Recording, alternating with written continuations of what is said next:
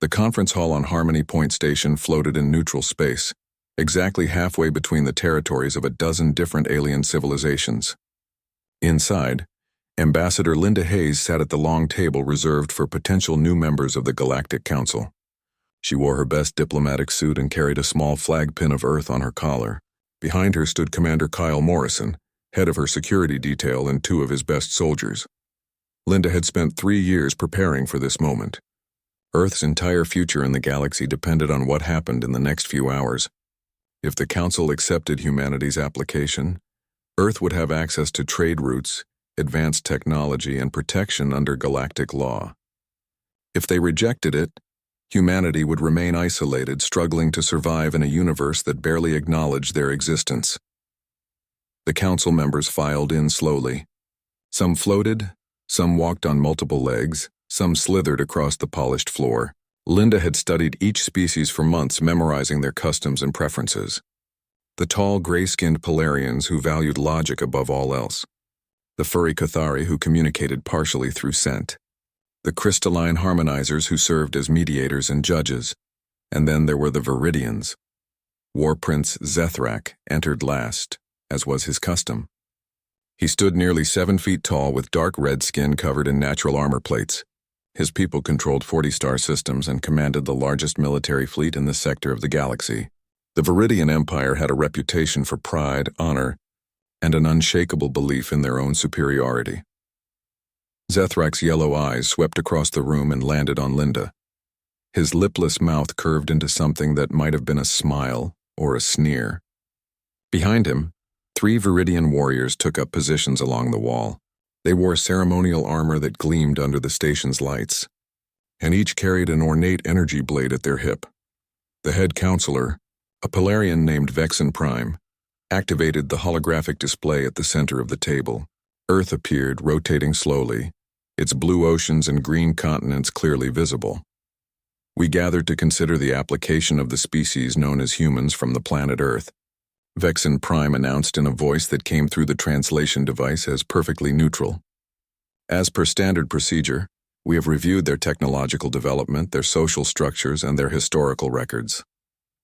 Another counselor, a Kothari named Bristlemane, leaned forward.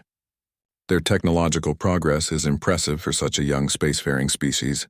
They have developed functional fusion drives, basic energy shields, and quantum communication systems, all within 100 of their years. Impressive, yes. Zethrak's voice cut through the polite discussion like a blade. But technological advancement alone does not warrant a seat at this council. We must consider their origins. The holographic display changed, showing Earth's classification data. The words Class 12 Deathworld appeared in large symbols that the translation device rendered into a dozen different languages simultaneously. A murmur ran through the council chambers. Several species shifted uncomfortably in their seats. A deathworld, Zethrak continued, his voice filled with barely concealed contempt. Their planet has extreme weather patterns, violent tectonic activity, and an atmosphere that would be toxic to most civilized species without modifications. The predators on their world hunt in organized packs. Their oceans contain creatures large enough to destroy their primitive watercraft. Even their microscopic life forms are aggressive. Linda kept her expression neutral, but her hands tightened slightly on the armrests of her chair. Everything Zethrak said was technically true, but he was framing it as a weakness rather than the reality humanity had simply adapted to. More concerning, Zethrak went on, is their history of constant warfare. Our analysts have reviewed their data files. These humans have been fighting each other for their entire recorded history. Wars over territory, resources, ideology, religion. They have developed thousands of different ways to kill each other. They have created weapons that could destroy their entire planet. We have overcome those tendencies, Linda said calmly, speaking for the first time. Humanity has been at peace internally for over 60 years. We have united under a single planetary government. We seek to join the galactic community precisely because we have learned from our violent past. Words. Zethrak dismissed her statement with a wave of his clawed hand. Words are easy.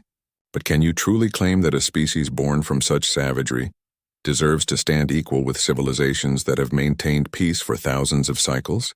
Vexen Prime raised a hand for silence. War Prince Zethrak raises concerns that merit consideration. However, the Council has historically judged species on their current status and future potential, not solely on their origins.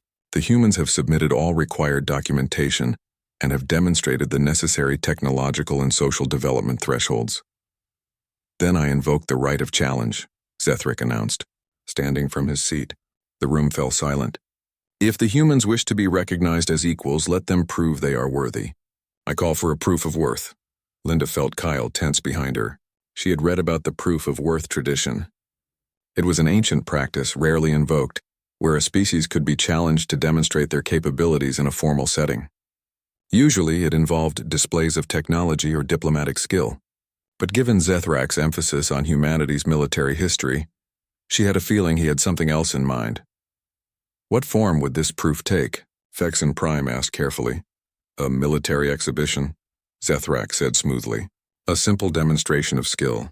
My finest warriors against their finest soldiers. A traditional contest of strength and ability.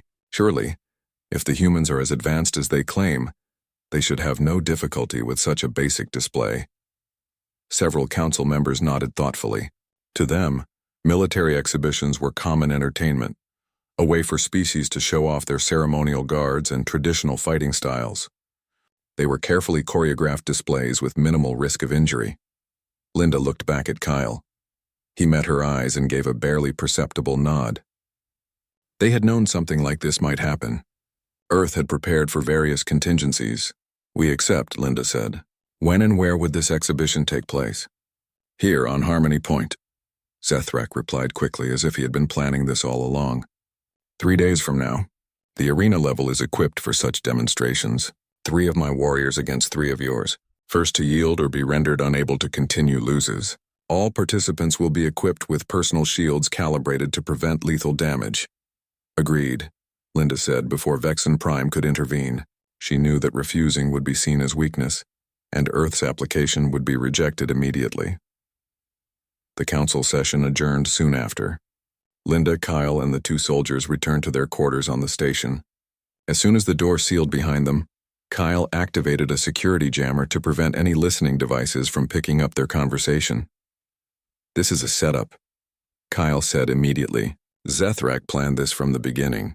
He wants to humiliate us in front of the entire council. I know, Linda replied, sitting down heavily. But we didn't have a choice. Refusing would have ended our chances. What do you need from me? Kyle asked. Your 2 best people, Linda said. Not the strongest or the fastest. The smartest and most adaptable. Kyle nodded slowly. I have 2 in mind. Lieutenant Sophie Grant and Sergeant Danny Cole. Both special operations veterans. Sophie was Ranger qualified. Served in counter-terrorism operations in urban environments. Danny was Force Recon. Did 3 tours in high-intensity conflict zones. They're both cross-trained in multiple combat systems, and they work together like they share one brain. Will they understand this is supposed to be an exhibition? Linda asked. From what I've read, these things are usually more performance than actual fighting. I'll brief them thoroughly, Kyle assured her. But I need to warn you about something. Sophie and Danny are trained for real combat. If those Viridian warriors come at them with genuine aggression, their instincts are going to kick in. We can tell them it's an exhibition, but if they perceive a real threat, they're going to respond the way they were trained. The shields will prevent any lethal damage, Linda said, though her voice carried a hint of uncertainty. I hope so, Kyle replied, because if something goes wrong in that arena, we won't just lose our council membership application, we might start a war. For the next 3 days, Kyle worked with Sophie and Danny explaining the situation repeatedly. He showed them videos of typical galactic military exhibitions, ceremonial displays where warriors demonstrated traditional fighting techniques against willing opponents. Everything was choreographed, respectful, almost dance-like. Sophie, a lean woman with short brown hair and sharp green eyes, watched the videos with a skeptical expression. Sir, with all due respect, this looks like a performance, not combat. That's exactly what it is, Kyle confirmed. For them, military displays are about showing off cultural traditions and individual skill. They don't actually try to hurt each other. Danny, a solid man with dark skin and close-cropped black hair, frowned. What happens if they don't follow their own rules? The three Viridian warriors moved forward with practiced coordination. Their formation was perfect, each warrior maintaining exact spacing from his brothers. Their energy blades traced patterns in the air, traditional movements that had been performed for generations. The crowd in the observation decks responded with appreciation, the aliens recognizing the skill and discipline on display. Sophie and Danny stood their ground, watching. Their weapons remained lowered, not in surrender but in assessment. Both of them were reading the situation, processing information the way they had been trained to do in hostile environments. Movement patterns, spacing, weak points, threat assessment.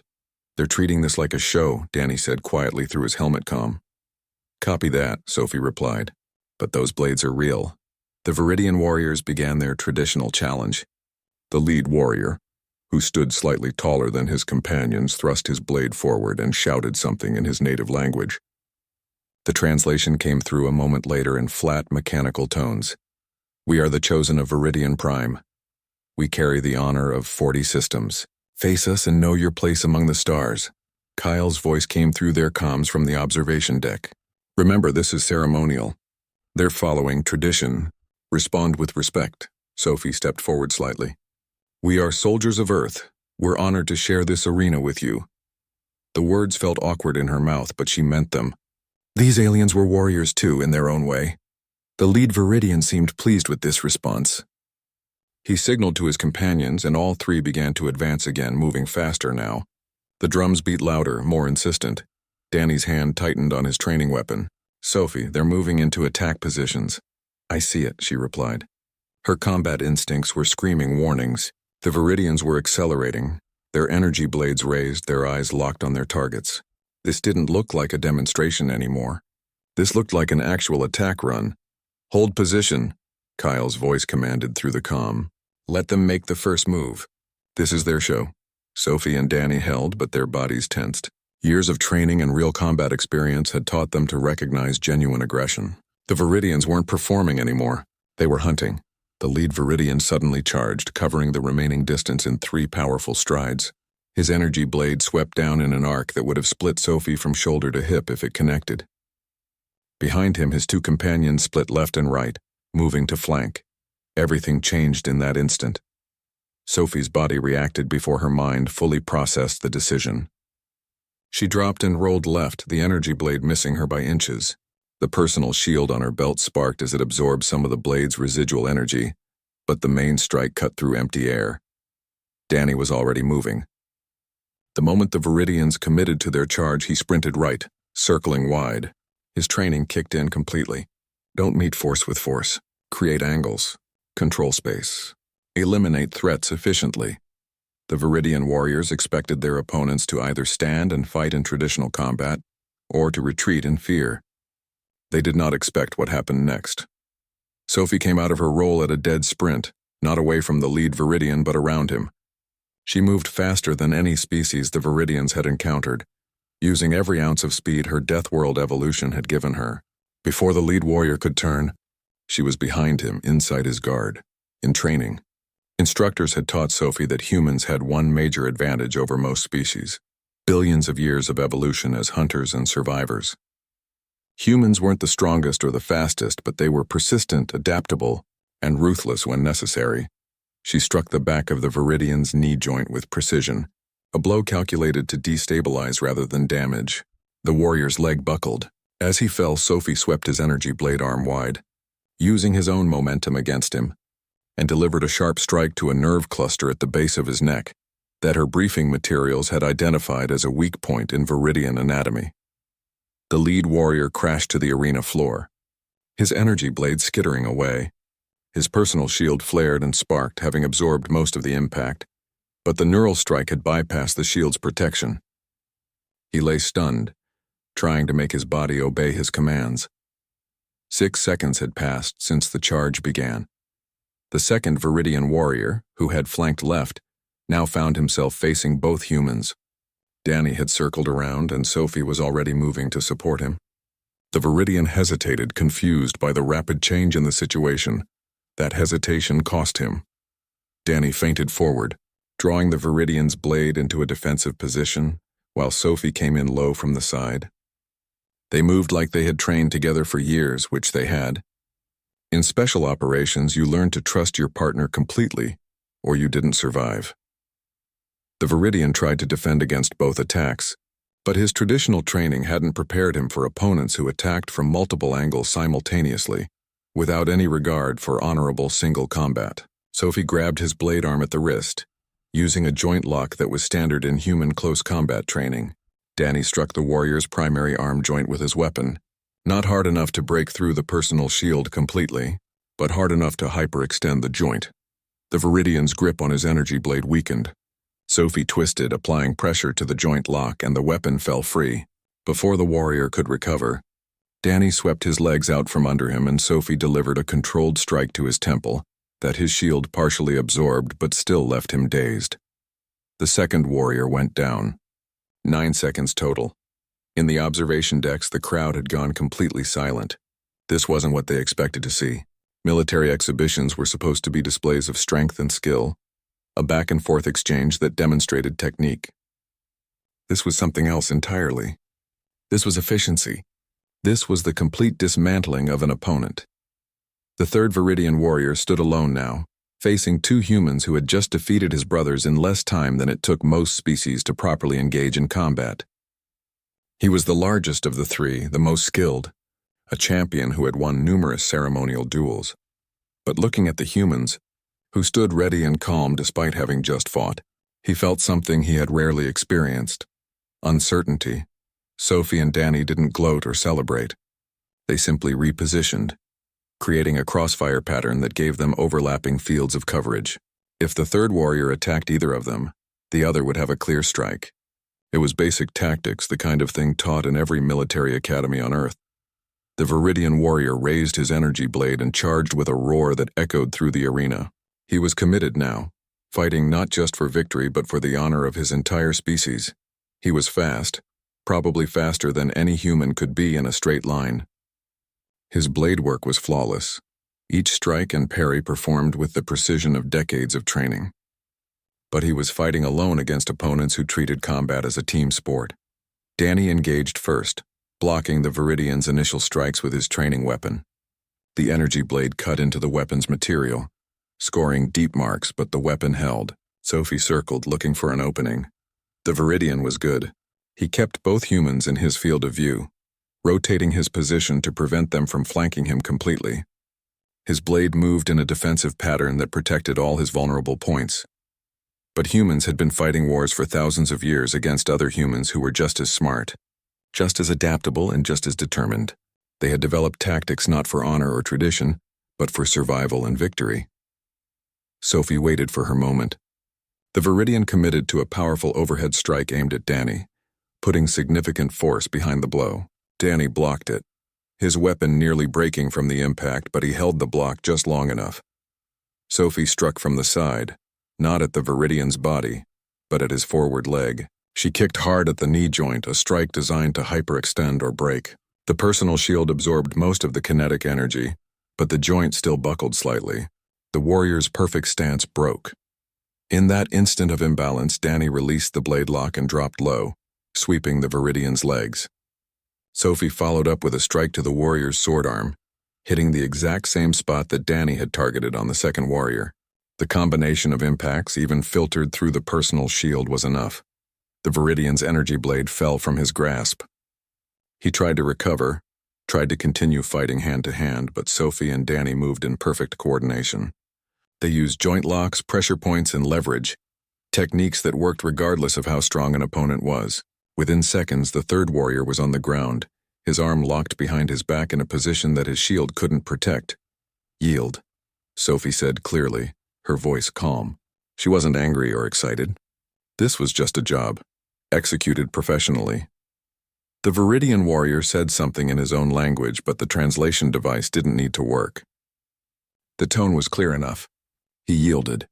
Sophie and Danny released him and stepped back, their weapons lowered. They turned to face Harmonizer Quell, waiting for the official announcement of the match's conclusion. 11 seconds. That was how long the actual fighting had taken once all. The council chamber had never been so tense. Ambassador Linda Hayes sat at the defendant's table, which wasn't what it was usually called, but that's what it felt like. Commander Kyle Morrison stood beside her, and behind them, Lieutenant Sophie Grant and Sergeant Danny Cole waited in their dress uniforms. War Prince Zethrak paced back and forth on the raised platform where he was allowed to present his grievance. His red skin seemed darker than usual, and his movements were sharp with barely controlled rage. "What we witnessed was not an exhibition," Zethrak declared, his voice carrying through the chamber. "It was an assault. A brutal, dishonorable attack that violated every principle of civilized combat. Those humans fought like animals with no respect for tradition or proper warrior conduct." Several council members murmured agreement. A Cathari delegate, her fur rippling with agitation, spoke up. The Viridian warriors were offering a ceremonial challenge. The humans responded with extreme violence. This demonstrates exactly why a deathworld species cannot be trusted in civilized company. Linda stood to respond, but Vexen Prime, the Polarian council head, raised a hand. Ambassador Hayes will have her opportunity to speak. "War Prince Zethrak, please continue your formal complaint." Zethrak stopped pacing and faced the council directly. "I call for immediate rejection of the human application to this council. Furthermore, I demand that the humans who participated in this assault be sanctioned. They have brought shame upon my warriors and dishonor upon the entire Viridian Empire. Such actions cannot go unanswered." "The humans won the exhibition fairly," a voice called out. It came from a delegate of the minnow species, small aquatic beings who rarely spoke in council sessions. All rules were followed. Personal shields were active. No one was permanently harmed. "You call that fair?" Zethrak whirled on the small delegate. They attacked from behind, struck at joints and nerve clusters, used tactics designed not to demonstrate skill but to incapacitate as quickly as possible. "That is not how civilized beings conduct themselves." "Ambassador Hayes," Vexen Prime said, "you may now present your response." Linda stood and walked to the center of the chamber. She had prepared for this moment, but preparation felt inadequate now. She was about to try to explain something to aliens who had no frame of reference for understanding it. "Honored council members," she began, "I want to start by stating that our soldiers followed all rules of the exhibition. They did not use forbidden weapons, they did not attack after their opponents yielded, and they relied on the personal shields just as the Viridians did. By every technical measure, the contest was conducted properly." "Technical measures are not the issue," Zethrak interrupted. "The issue is the manner of their fighting, the dishonor they showed." "Let her finish," Vexen Prime commanded. Linda nodded her thanks. "War Prince Zethrak is correct that our soldiers fought differently than expected. To understand why, you need to understand where we come from. Earth is classified as a Class 12 death world. That classification exists because our planet is hostile to life in ways that most council species have never experienced." She activated a holographic display, showing images of Earth, hurricanes swirling across oceans, tornadoes tearing through plains, earthquakes splitting the ground, volcanoes erupting with devastating force. "Our planet tries to kill us on a regular basis," Linda continued. "Weather patterns that can destroy entire settlements in hours. Natural disasters that can reshape coastlines. Temperature swings that range from boiling to freezing. And that's just the environment." The display changed, showing various Earth predators, lions hunting in coordinated packs, crocodiles lurking in rivers, bears defending their territory, wolves working together to bring down prey much larger than themselves. Everything on our planet evolved to survive in that hostile environment. That includes us. Humanity spent millions of years learning that we couldn't rely on being the strongest or the fastest. We learned to be smart, adaptable, and efficient. We learned to work together. We learned that survival required using every advantage we had. A Polarian counselor, her gray face neutral, asked, "How does this justify the combat tactics we witnessed?" "Because those tactics are how humans have always fought," Linda replied. "For most of your species, warfare developed as an extension of competition, territorial disputes, resource conflicts, battles that were resolved through displays of strength or limited combat. For humanity, warfare has always been about survival. When we fight to win, because losing often means extinction." She changed the display again, showing historical footage from Earth. Ancient battles with swords and shields, modern conflicts with advanced weapons. The images were carefully edited to avoid showing the worst violence, but the scale and intensity were clear. In our recorded history, humanity has fought thousands of wars. We have fought over land, resources, beliefs, and sometimes for no reason that makes sense in hindsight. We have developed tactics and strategies refined over millennia of combat. Not ceremonial combat, not exhibition combat, real combat where the stakes were survival. You speak of this as if it is something to be proud of, Zethrak said coldly. You describe a species of savages who have spent their entire existence killing each other. No, Linda replied firmly. I describe a species that has survived despite tremendous challenges. Yes, we have a violent history, but we have also overcome that history. We have achieved global peace. We have united under a single government. We have turned our focus outward to the stars. We came to this council hoping to join the galactic community as partners and friends. Yet when given the opportunity to demonstrate your nature, Zethrak countered, you immediately resorted to violence. You dismantled my warriors like they were nothing. You showed no honor, no respect, no consideration for the traditions of combat that every civilized species observes. Linda took a deep breath. War Prince Zethrak, may I ask you a question? The Viridian warrior looked suspicious but nodded. Speak. When your warriors charged at my soldiers with active energy blades moving at full speed in attack formation, what did you expect my soldiers to perceive? From their perspective, trained as they are, that looked like a genuine lethal threat. It was a traditional Viridian battle charge, Zethrak said, a display of courage and strength. Your soldiers should have responded with their own show of ability. Our soldiers responded to what they perceived as an attempt to kill them, Linda said quietly. The personal shields were a safety measure, but they had no way to know if those shields would actually protect them from energy blades. So they did what they were trained to do. They survived. Kyle stepped forward, speaking for the first time. Permission to address the council? Vexen Prime nodded. Commander Morrison, you may speak. I trained those two soldiers, Kyle said, his voice steady. I explained that this was meant to be an exhibition. I showed them videos of typical galactic combat demonstrations. But I also know what they experienced in that arena. When those Viridian warriors charged, every instinct Sophie and Danny had was screaming danger. They are alive today because they learned to trust those instincts. He looked directly at Zethrak. Your warriors are skilled and honorable. But they have never faced an opponent that fights without rules or mercy. They have never been in a situation where losing means death. My soldiers have. The difference you saw in that arena was not about honor or civilization. It was about survival. Survival at the cost of everything else, a Cathari delegate said. This is exactly what we feared about admitting a deathworld species. They cannot separate combat from survival. They cannot engage in civilized warfare. Perhaps another voice spoke up. The question is not whether humans can engage in civilized warfare, but whether civilized warfare is truly warfare at all. Everyone turned to look at the speaker. It was an elderly harmonizer, one who rarely attended council sessions. His crystalline body was clouded with age, but his voice was clear. I have studied warfare across hundreds of species for many cycles, the old harmonizer continued. I have observed that most galactic species developed what they call warfare in environments where resources were abundant and existential threats were rare. Their combat traditions reflect this. They are about dominance, territory, honor. They have rules because breaking those rules is unnecessary for survival. He turned his faceted gaze toward Linda. But these humans come from a world where survival was never guaranteed, where their ancestors fought not just other humans but their entire environment. They developed combat tactics designed for one purpose: to live through encounters that would otherwise kill them. This does not make them savage. It makes them survivors. It makes them dangerous, Zethrak insisted. They cannot be trusted to follow proper conduct. They followed every rule of the exhibition, the old harmonizer replied. The fact that they won so decisively does not indicate rule-breaking. It indicates superior tactical ability. The council chamber erupted in debate. Some species agreed with Zethrak, arguing that humans were too violent and unpredictable. Others saw potential in humanity's unique perspective.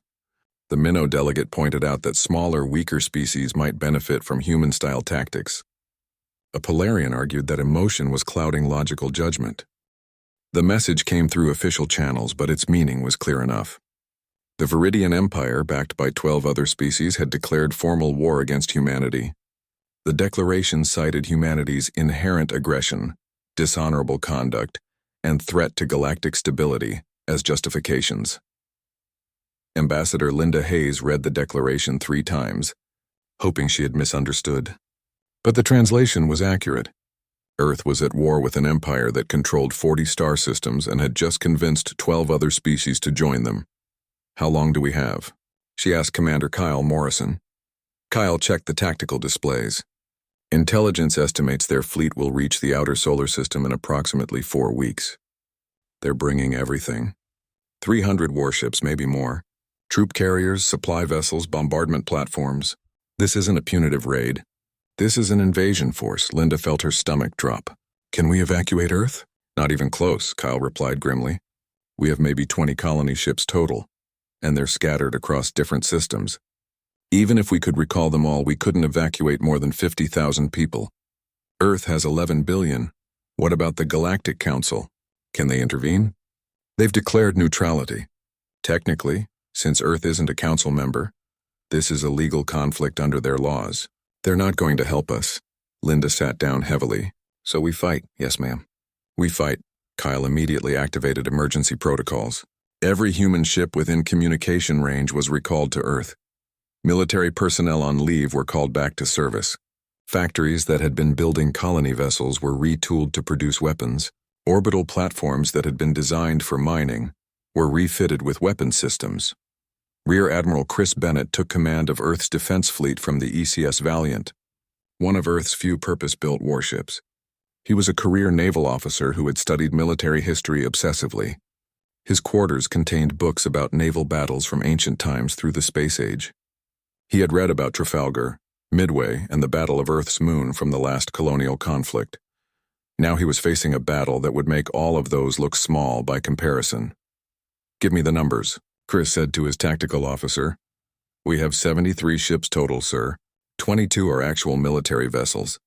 The rest are refitted colony ships, mining vessels, and cargo haulers. We have functional weapons on all of them, but armor and shields are minimal on the civilian conversions." "And the enemy?" "Latest intelligence suggests 300-plus warships, all purpose-built military vessels. Superior shields, superior weapons, and they outnumber us better than 4 to 1. Chris studied the tactical display showing the solar system. "What about our orbital defenses?" 40 defense platforms around Earth, Moon, and Mars. Another 60 scattered throughout the outer system. We've been seeding kinetic kill satellites in predicted approach vectors. Current count is just over 8,000. "Not enough," Chris muttered. "But it would have to do."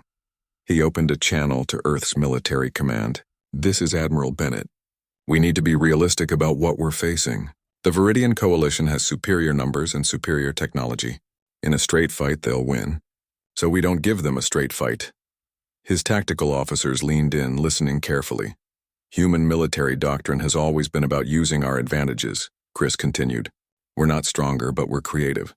We're not more advanced, but we're adaptable. We've fought wars where we were outmatched before, and we've won by refusing to play by the enemy's rules." He began outlining his strategy.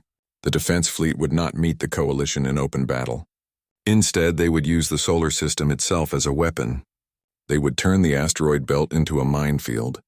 They would use the sun's gravity well to slingshot attack runs. They would launch strikes from unexpected vectors and retreat before the enemy could respond. "We're going to make them bleed for every inch of space," Chris said. "We're going to make this invasion so costly that they'll wish they never heard of Earth." Meanwhile, Captain Lisa Morgan received her orders aboard the ECS Phantom. Her ship was one of Earth's few stealth vessels, designed for reconnaissance and covert operations. She had a crew of 85 and enough firepower to hurt larger ships if she could get close enough. Her orders were simple. "Take out the coalition's supply line. They're bringing an invasion force," Lisa told her crew during the briefing. "That means they need supplies. Food, fuel, ammunition, repair materials. They're planning a long campaign, which means they're bringing supply ships. Those supply ships will be guarded, but not as heavily as the warships." Her tactical officer, a young lieutenant named Jake Pierce, studied the projected fleet composition. "Intelligence suggests they'll have 20 to 30 supply vessels traveling behind the main battle fleet. Standard practice is to guard them with maybe a dozen escort frigates. We're going to hit them hard and fast," Lisa said. "We'll use the Phantom and 7 other stealth ships. We'll wait until they're committed to the Earth assault. Then we'll strike their supply train. Without supplies, their fleet can't sustain a long campaign." It was a dangerous mission. If they were detected before they could strike, the 8 stealth ships would be obliterated.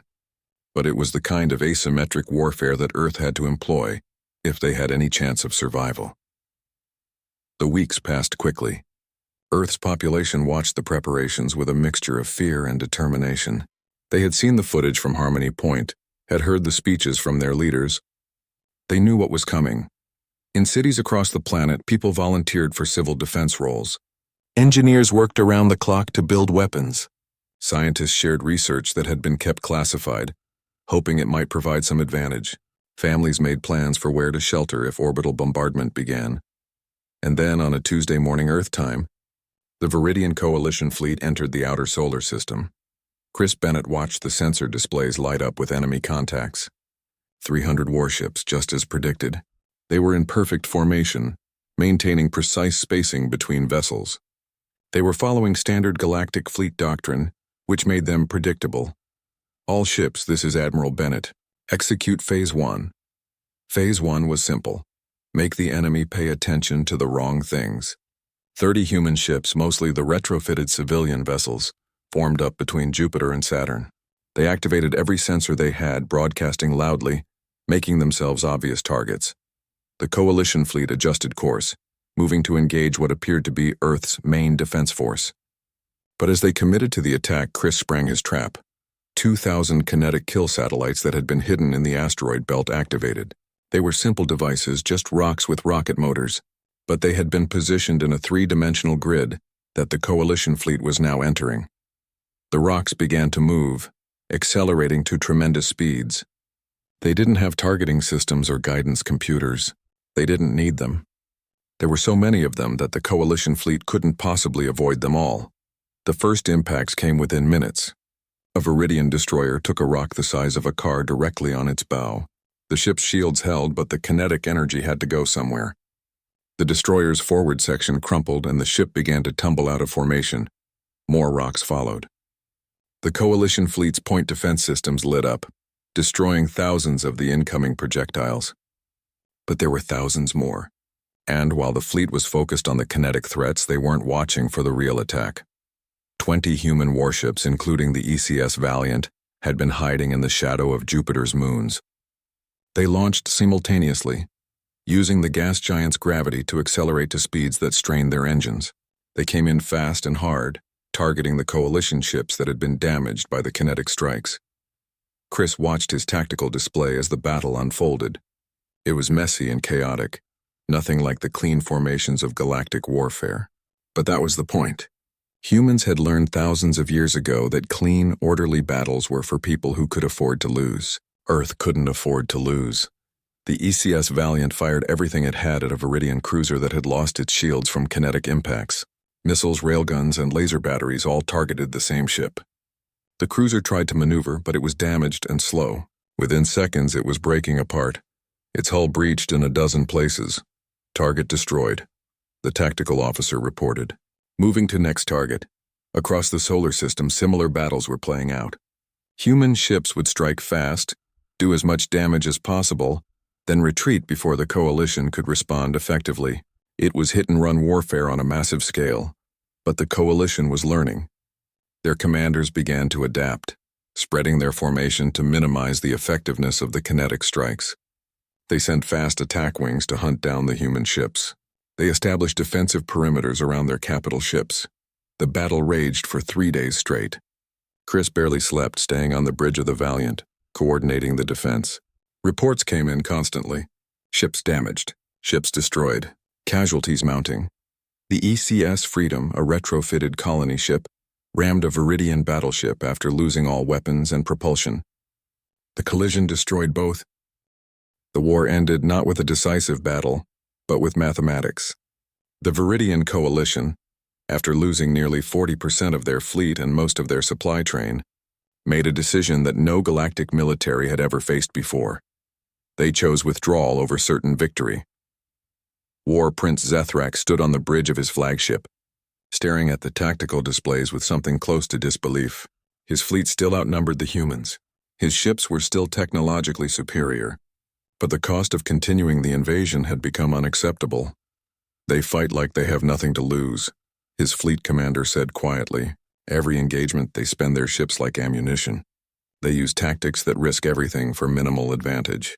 They don't care about casualties the way civilized species do. Zethrak's hands clenched into fists. They care, but they care more about survival. We fight to prove our strength. They fight to exist. There is a difference.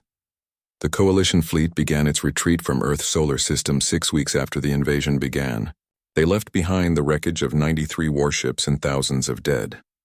They had inflicted heavy casualties on the humans too, but they had failed to break Earth's defense. The humans had lost 50 ships and 30,000 people. For most galactic species, such losses would be catastrophic, unthinkable. For humanity, it was acceptable. Tragic, but acceptable. Admiral Chris Bennett stood on the bridge of the ECS Valiant and watched the Coalition fleet withdraw. He felt no joy, no triumph, only exhaustion and relief. "Should we pursue, sir?" his tactical officer asked. "No," Chris said firmly. "Let them go. We've made our point. Pursuing them would just waste more lives." The crew of the Valiant and every other human ship watched as the alien fleet departed. They had survived. Earth had survived. But the victory felt hollow when they thought about all the people who hadn't made it. 6 months later, the Galactic Council convened an emergency session on Harmony Point. The station had been repaired after minor damage from a stray missile during the early days of the war, and now it hosted what might be the most important council meeting in galactic history. Ambassador Linda Hayes returned to the chamber where humanity's application had first been challenged. This time she was accompanied by Admiral Chris Bennett, Commander Kyle Morrison, Lieutenant Sophie Grant, Sergeant Danny Cole, and Captain Lisa Morgan. The humans who had fought and survived. War Prince Zethrak was there too, but he was a changed being. The proud warrior who had demanded proof of worth now stood quietly, his armor dulled, his bearing diminished. He had lost more than ships and soldiers. He had lost his certainty. Vexen Prime called the session to order. "We gathered to address the resolution of the conflict between the Viridian Coalition and the human species. Additionally, we must reconsider humanity's application to join this council." A Kothari delegate spoke first. "The war has proven what many of us feared. Humans are too dangerous, too aggressive. They should be quarantined to their own system, not welcomed into galactic society." But another voice countered. It was a delegate from the minnow species, the small aquatic beings who had defended humanity during the earlier session. "The war proved that humans are survivors. The Viridian Coalition brought overwhelming force against a single planet. By all predictions, Earth should have fallen within days. Instead, the humans held out for 6 weeks and forced a military withdrawal. That is not aggression. That is defense." The debate continued for hours. Species that had remained neutral during the war now had to decide what humanity's place in the galaxy should be. Some argued for acceptance, others for isolation, and a few even suggested preemptive action against Earth before humanity could become a greater threat. Finally, Commander Kyle Morrison asked for permission to address the council. Vexen Prime, looking weary, granted it. Kyle stood and faced the assembled aliens. "I know what you think of us. You think we're violent, aggressive, dangerous. And you're not entirely wrong. Humans have capacity for violence that most of you can't imagine, but you need to understand why." He activated a display showing Earth. "This is a Class 12 Deathworld. That classification exists because our planet has killed more species than most of you can count. Our ancestors survived because they were adaptable, intelligent, and willing to fight for their existence. That history shaped us. It made us who we are." The display changed, showing the recent battle footage. "When your coalition came to destroy us, we didn't fight because we wanted to. We fought because we had no choice. You brought war to our home, threatened our families, and expected us to surrender. We couldn't do that. Wouldn't do that. Because in our history, surrender means extinction." A Polarian counselor asked, "Are you saying humans will always choose war over peace?" "No," Kyle replied. "I'm saying humans will always choose survival. If peace offers survival, we'll choose peace. If war is forced upon us, we'll fight with everything we have. The choice has always been yours, not ours." Admiral Chris Bennett stepped forward. "I want to make something clear. During the war, we had opportunities to pursue your retreating fleets. We had chances to strike at your colonies and supply bases. We didn't take them. Not because we couldn't, but because we chose not to. The war was about defending Earth, not conquering the Viridian Empire. When you withdrew, we let you go. War Prince Zethrak finally spoke, his voice subdued. Why, you had defeated us. You could have claimed victory, taken reparations, demanded territory. Why did you offer such generous peace terms? Chris looked at the Viridian warrior. Because we don't want to be conquerors. We want to be neighbors. We want to trade, share knowledge, explore the galaxy together. The war happened because you forced it. The peace happened because we chose it. Linda Hayes stood beside her military officers. This council must make a decision. Will you accept humanity as members, recognizing that we are different but not necessarily dangerous? Or will you isolate us, guaranteeing that we remain suspicious of galactic civilization and they remain suspicious of us? Vexen Prime looked around the chamber. The council will vote, all in favor of granting humanity immediate membership status. The voting was not unanimous, but it was decisive. 68% of the council species voted in favor of human membership. They had seen what happened when humanity was rejected. They had seen the cost of making Earth an enemy. They chose a different path. The vote is recorded, Vexen Prime announced. Humanity is hereby granted full membership in the Galactic Council, with all rights and responsibilities therein. Linda closed her eyes for a moment, feeling relief wash over her. It had taken a war, but Earth finally had its place in the galactic community. But something else happened in the months following the vote. Smaller species, ones that had been overlooked or bullied by larger empires, began approaching Earth for defensive pacts. They had watched the war and seen something remarkable, a species that fought not to conquer but to survive, and would extend that protection to others. The first was the minnow species. Their delegate, an elderly female named Keeper Tala, visited Earth personally to negotiate. My people have been pressured by larger empires for generations, Tala explained during her meeting with Earth's leaders. We have resources they want, and we lack the military strength to refuse them. But if we had a defensive alliance with Earth, they would think twice before threatening us. Linda, who had been appointed as Earth's chief diplomatic officer, considered the proposal carefully. You understand what you're asking? An alliance with Earth means we would be obligated to defend you if attacked. That could bring us into conflicts that aren't our own. Or it could prevent those conflicts entirely, Tala replied. The galaxy has learned that humans fight differently, that they cannot be easily defeated. That knowledge alone may be enough protection for species like mine. Earth agreed to the defensive pact. Within a year, 23 other species had joined what became known as the Terran Defense Coalition. None of them adopted human military tactics completely, but they learned from them. More importantly, they gained something they had never had before: the protection of a species that the entire galaxy had learned to respect. The coalition changed the balance of power in the galaxy. Smaller species no longer had to submit to larger empires. Trade routes that had been dominated by a few powerful civilizations opened to everyone. The Galactic Council, which had maintained a certain status quo for thousands of years, suddenly had to adapt to new realities. Not everyone was happy with these changes. Some larger empires grumbled about human interference. Some species still viewed Earth with suspicion and fear, but none of them were willing to test humanity's resolve again. War Prince Zethrak, demoted after his failed invasion, spent his remaining years studying human history and military doctrine.